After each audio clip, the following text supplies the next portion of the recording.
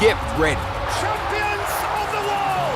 अस्सलाम वालेकुम दोस्तों, इसमें है इस बुखार की वजह फुटबॉल नहीं बल्कि चाचू ट्रम्प है। फुटबॉल के इस खेल में क्या चल रहा है ये तो आप रोजाना टीवी स्क्रीन पर देख रहे होंगे। 48 ममालिक की टीमें पहली बार वर्ल्ड कप खेल रही हैं और आधी तो फारग होकर वापसी का टिकट भी कटवा चुकी हैं, जिसमें हमारा प्यारा मुल्क जर्मनी भी शामिल है। अब सोच तो रहे होंगे कि फुटबॉल के इस खेल में ये लूजर यहाँ क्या कर रहा है, इधर इत्थे की काम है, हुण इत्थों ये केड़ा सप कढेगा। नहीं दोस्तों, मैं आपको ट्रम्प इंतजामिया की दूसरी टीमों से रवा रखे जाने वाले सलूक का दुखड़ा नहीं सुनाने वाला, ना ही ये फिक्सिंग और फेवर देने की कहानी है। आज आप जो कहानी सुनेंगे ये कहानी ना आपने पहले सुनी होगी ना देखी होगी, बल्कि इस तरफ तो शायद ही किसी ने सोचा होगा। तो सुने ताकत और फुटबॉल के मैदान की एक नई कहानी एक नए एंगल से।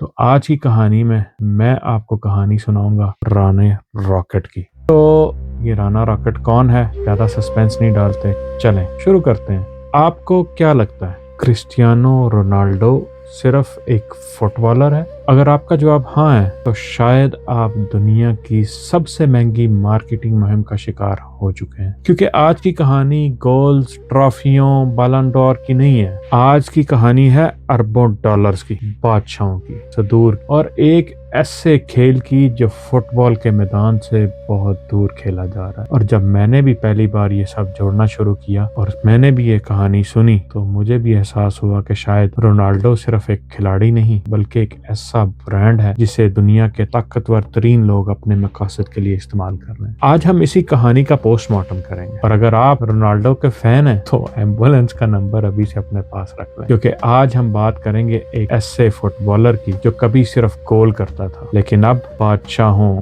सदरों, अरबपतियों और आलमी ताकतों के दरमियान बैठा नजर आता। तो सवाल ये नहीं है कि रोनाल्डो किस टीम के लिए खेल रहा है, बल्कि सवाल ये है कि क्या रोनाल्डो फुटबॉल खेल रहा है या दुनिया के ताकतवर तरीन लोग रोनाल्डो को खेल रहे हैं। आज मैं आपको ऐसी कहानी सुनाने वाला हूं जिसके बाद शायद आप रोनाल्डो की हर तस्वीर को जूम करके देखना शुरू कर देंगे। जरा तसव्वुर करें, एक मेज के गिर्द डोनाल्ड ट्रम्प बैठा हुआ है, अपना MBS बैठा हुआ है और फीफा का सदर यानी इन्फेंटिनो बैठा हुआ है, और साथ बैठा है दुनिया का सबसे मशहूर फुटबॉलर राना रॉकेट यानी कि क्रिस्टियानो रोनाल्डो। अब आम बंदा सोचेगा कि वाह, शायद ये लोग अगले वर्ल्ड कप की इफ्तिताई तकरीब का प्लान बना रहे होंगे। लेकिन भाई असल मसला ये है कि जब अरबपति, सियासतदान और दुनिया के ताकतवर लोग एक ही कमरे में जमा हों तो वहाँ फुटबॉल इतना ही अहम होता है जितना शादी की दावत में सलाद। असल खेल कहीं और चल रहा होता है। हम रोनाल्डो को एक फुटबॉल लेजेंड के तौर पे जानते हैं। जब रोनाल्डो 2022 के आखिर में अल नसर पहुंचा तो मीडिया ने कहा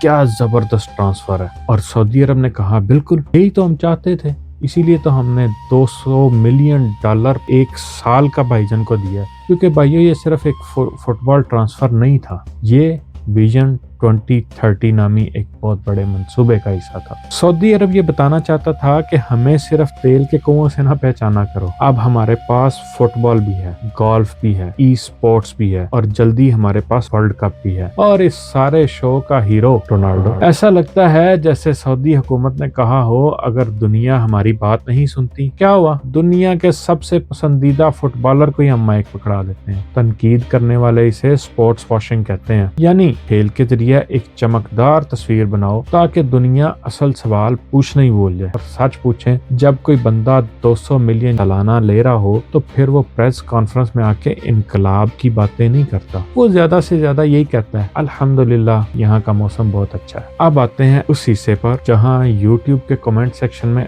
आग लगनी चाहिए। सोशल मीडिया पर आपने हजारों बार सुना होगा कि रोनाल्डो फलस्तीन का बहुत बड़ा सपोर्टर है। फिर दूसरा बंदा आता है वो कहता है नहीं, वो इसराइल के साथ काम करता है। फिर तीसरा बंदा आता है वो कहता है मैंने व्हाट्सएप पे सारी वीडियो देखी है इसलिए मैं सब सच जानता हूँ। तो भाईजान व्हाट्सएप यूनिवर्सिटी से डिग्री लेने वाले जरा पुरसकून हो जाएं। हकीकत ये है कि रोनाल्डो के बारे में फैलने वाली बहुत सी फलस्तीन वाली कहानियां बाद में फेक न्यूज या आधी सच साबित होती हैं। दूसरी तरफ इसके इसराइली इदारों और कंपनियों के साथ कारोबारी ताल्लुकात आज भी मौजूद हैं। तो मसला ये नहीं कि रोनाल्डो क्या कहता है, مسئلہ یہ ہے کہ رونالڈو کیا کرتا ہے، کیونکہ آج کل لوگ ٹویٹر پر انقلاب اور بینک اکاؤنٹ میں کاروبار ایک ساتھ چلا لیتے ہیں۔ یہ وہ دور ہے جہاں انسان کے الفاظ سے زیادہ اس کی سرمایہ کاری بولتی ہے۔ اور اگر آپ کو لگ رہا تھا کہ یہ صرف فٹ بال کی کہانی ہے تو بھائی جان سیٹ بیلٹ باندھ لیں، کیونکہ اب کہانی میں ٹرمپ آ رہا ہے، جیرڈ کشنر آ رہا ہے، اربوں ڈالر کے فنڈ آ رہے ہیں،